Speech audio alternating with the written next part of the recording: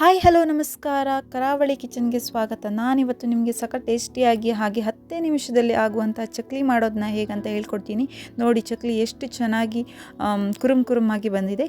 ಮೊದಲಿಗೆ ಚಕ್ಲಿ ಮಾಡೋದಕ್ಕೆ ನಾನು 1 ಕಪ್ ಆಗುವಷ್ಟು ಪುಟಾಣಿ ಕಾಳನ್ನ ತೊಗೊಂಡಿದ್ದೀನಿ. ಇದನ್ನು ಮಿಕ್ಸಿಗೆ ಹಾಕಿ ನುಣ್ಣಗೆ ರುಬ್ಕೊಂಡು ಬರ್ತೀನಿ. ಫುಲ್ ನೈಸ್ ಆಗಬೇಕು, ತರಿಯಾಗಿ ಇರಬಾರ್ದು. 1 ಕಪ್ಗೆ ನಾವು 3 ಕಪ್ ಆಗುವಷ್ಟು ಇದೇ ಕಪ್ಪಲ್ಲಿ ಅಕ್ಕಿ ಹಿಟ್ಟನ್ನು ತೊಗೊಂಡಿದ್ದೀನಿ. ಇದಕ್ಕೆ ನಾನು ಇವಾಗ 1 ಸ್ಪೂನ್ ಆಗುವಷ್ಟು ಅಜ್ವಾನನ್ನು ಕೈಯಲ್ಲಿ ಫುಲ್ ಕ್ರಷ್ ಮಾಡಿ ಹಾಕ್ತಿದ್ದೀನಿ. ಅಂದರೆ ಅಜ್ವಾನ ಹಾಕೋದ್ರಿಂದ ಚಕ್ಲಿ ಟೇಸ್ಟ್ ಚೆನ್ನಾಗಿರುತ್ತೆ. ಇದಕ್ಕೆ ನಾನು ಅಜ್ವಾನ ಹಾಕಿ ಆದಮೇಲೆ 1 ಸ್ಪೂನ್ ಆಗುವಷ್ಟು ಜೀರಿಗೆನ ಹಾಕಿದ್ದೀನಿ. ಜಾಸ್ತಿ ಬೇಕಾದರೂ ಹಾಕೋಬಹುದು.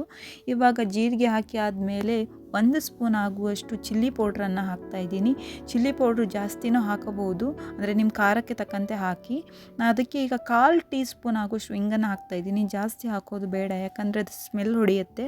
ಹಾಗೆ ರುಚಿಗೆ ತಕ್ಕಷ್ಟು ಉಪ್ಪನ್ನು ಹಾಕಿದ್ದೀನಿ.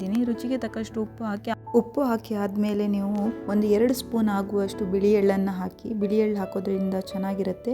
ಬಿಳಿ ಎಳ್ಳು ಹಾಕಿ ಆದಮೇಲೆ ನೀಟಾಗಿ ಮಿಕ್ಸ್ ಮಾಡ್ಕೊಳ್ಳೋಣ, ಅಂದರೆ ಉಪ್ಪು ಖಾರ ಎಲ್ಲ ನೀಟಾಗಿ ಎಲ್ಲ ಕಡೆನೂ ಇದಾಗಲಿ ಅಂತ. ಇವಾಗ ಇದಕ್ಕೆ ನಾನು 2 ಸ್ಪೂನ್ ಆಗುವಷ್ಟು ಬೆಣ್ಣೆಯನ್ನು ಕರಗಿಸಿ ಇದಕ್ಕೆ ಹಾಕ್ತಾಯಿದ್ದೀನಿ. ಬೆಣ್ಣೆ ಇಲ್ಲದೆ ಇರೋರು ತುಪ್ಪನೂ ಬೇಕಾದರೆ ಹಾಕ್ಬೋದು. ನಾನು ಬೆಣ್ಣೆ ಹಾಕಿದ್ದೀನಿ. ಇಲ್ಲ ಅಂದರೆ ತುಪ್ಪ ಇಲ್ಲದೆ ಇರೋರು ಎಣ್ಣೆನೂ ಕೂಡ ಹಾಕ್ಬೋದು. ನಾನು ಇದನ್ನು ಸ್ಪೂನಲ್ಲಿ ನೀಟಾಗಿ ಮಿಕ್ಸ್ ಮಾಡ್ಕೊಂಡಿದ್ದೀನಿ. ಇವಾಗ ನಾನು ಇದಕ್ಕೆ ಬಿಸಿ ನೀರನ್ನ ಸ್ವಲ್ಪ ಹಾಕಿ ಕಲಿಸ್ಕೋಬೇಕು.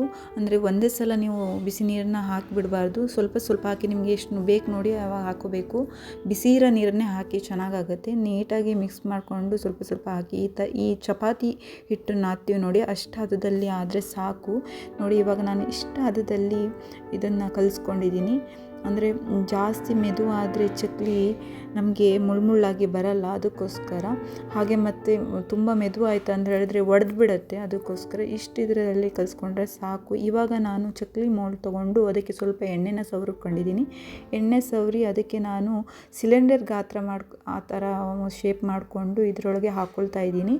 ಹಾಕ್ಕೊಂಡು ಅದಕ್ಕೆ ಎಷ್ಟು ಬೇಕು ನೋಡಿ ಅಷ್ಟನ್ನ ಹಾಕ್ಕೊಂಡು ನೀಟಾಗಿ ನಾನೊಂದು ಎಣ್ಣೆ ಖಾಲಿಯಾಗಿರೋ ಕವರ್ನ ಈ ಥರ ಕಟ್ ಮಾಡಿಕೊಂಡು ಅದ್ರ ಮೇಲ್ಗಡೆ ನಾನು ಈ ಥರ ಚಕ್ಲಿನ ಬಿಟ್ಕೊತಾ ಇದ್ದೀನಿ. ಚಕ್ಲಿನ ಈ ಥರ ಬಿಟ್ಕೊಂಡು ಲಾಸ್ಟ್ ಎಡ್ಜಲ್ಲಿ ನಾವು ಪ್ರೆಸ್ ಮಾಡಬೇಕು ಟೈಟಾಗಿ, ಇಲ್ಲಾಂದರೆ ಅದು ಫುಲ್ ಕಟ್ ಆಗಿಬಿಡತ್ತೆ. ಈ ಥರ ನೀಟಾಗಿ ರೌಂಡ್ ಶೇಪಲ್ಲೇ ಮಾಡಿಕೊಂಡು, ನಿಮ್ಗೆ ಇದರಲ್ಲೇ ಆಗಲಿಲ್ಲ ಅಂದರೆ ಡೈರೆಕ್ಟಾಗಿ ಬಿಡ್ತೀರಾ ಎಣ್ಣೆಗೆ ಅಂದರೂ ಅದು ಪರವಾಗಿಲ್ಲ. ಈ ಥರ ರೌಂಡ್ ಶೇಪಲ್ಲೇ ಬಿಟ್ಕೊಂಡು ಲಾಸ್ಟ್ ಎಡ್ಜಲ್ಲಿ ನೋಡಿ ಇವಾಗ ಈ ಥರ ಪ್ರೆಸ್ ಮಾಡಬೇಕು. ಅಂದರೆ ಪ್ರೆಸ್ ಮಾಡಿದ್ರಷ್ಟೇ ಅಲ್ಲಿ ನೀಟಾಗಿ ಶೇಪ್ ಬರುತ್ತೆ. ಅದಕ್ಕೆ ಈ ಥರ ನೀಟಾಗಿ ಪ್ರೆಸ್ ಮಾಡಿಕೊಂಡು ನನಗೆ ಎಷ್ಟು ಬೇಕು ನೋಡಿ ಒಂದು ಸಲ ಕಾಯಿಸೋಕ್ಕೆ ಅಷ್ಟು ಆಗೋಷ್ಟು ರೆಡಿ ಮಾಡ್ಕೊತೀನಿ. ಇವಾಗ ಎಣ್ಣೆ ಕಾಯಕ್ಕೆ ಇಟ್ಟಿದ್ದೀನಿ. ಎಣ್ಣೆ ಚೆನ್ನಾಗಿ ಕಾಯಲಿ. ಕಾದ್ಮೇಲೆ ನಾನು ಅಂದರೆ ಡೈರೆಕ್ಟಾಗಿ ಕೈಯಿಂದ ಬಿಡ್ತಾ ಇಲ್ಲ, ನನಗೆ ಸ್ವಲ್ಪ ಭಯ ಆಗುತ್ತೆ. ಸೊ ಅದಕ್ಕೋಸ್ಕರ ನೀವು ನೀಟಾಗಿ ಈ ಥರ ಚಮಚ ಇರುತ್ತೆ ನೋಡಿ, ಅದರಿಂದ ಬ್ಯಾಕ್ ಸೈಡಿಂದ ತೊಗೊಂಡು ನೀಟಾಗಿ ಎಣ್ಣೆಗೆ ಬಿಡ್ಬೋದು. ಅದು ಭಾಳ ಕೈಗೂ ತಾಗೋದಿಲ್ಲ. ಸೊ ಅದಕ್ಕೋಸ್ಕರ ನಾನು ನೀಟಾಗಿ ಈ ಥರ ಬಿಟ್ಕೊತಾ ಇದ್ದೀನಿ. ಅಂದರೆ ಕೆಲವು ಸಲ ನಾವು ಈ ಥರ ಬಿಡೋಕ್ಕೆ ಹೋಗಿ ಫುಲ್ ಎಣ್ಣೆ ಸಿಡಿಯೋಕೆ ಇದಿರುತ್ತೆ. ಸೊ ಅದಕ್ಕೋಸ್ಕರ ನಾನು ನೀಟಾಗಿ ಇದಕ್ಕೊಂದು 6-7 ಆಗುವಷ್ಟು ಬಿಟ್ಕೊಂಡಿದ್ದೀನಿ. ಜಾಸ್ತಿ ಬಿಟ್ಕೊಳಕ್ಕೆ ಹೋಗಬೇಡಿ, ಯಾಕಂದರೆ ಅದು ಹತ್ರ ಇದ್ದಾಗಿ ಅದು ಅಂಟ್ಕೊಂಡು ಕಟ್ಟಾಗೋ ಚಾನ್ಸ್ ಇರುತ್ತೆ. ಅದಕ್ಕೆ ಎಷ್ಟಾಗುತ್ತೆ ನೋಡಿ ಅಷ್ಟು ಬಿಟ್ಕೊಳ್ಳಿ.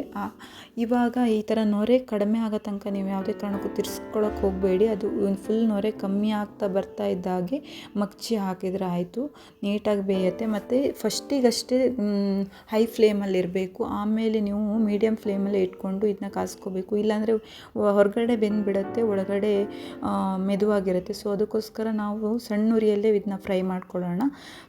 ಈ ಥರ ಸಣ್ಣ ಉರಿಯಲ್ಲೇ ಫ್ರೈ ಮಾಡ್ಕೊಳ್ಳೋದ್ರಿಂದ ಚಕ್ಲಿ ತುಂಬ ಚೆನ್ನಾಗಿ ಬರುತ್ತೆ. ಇದನ್ನು ನಾವು ಹಬ್ಬಗಳಲ್ಲಿ 10 ನಿಮಿಷದಲ್ಲಿ ಬೇಗ ಮಾಡ್ಬೋದು. ನೋಡಿ ಇಷ್ಟು ಹದದಲ್ಲಾದಮೇಲೆ ನಾವು ಇದನ್ನು ತೆಗೆದುಬಿಡೋಣ.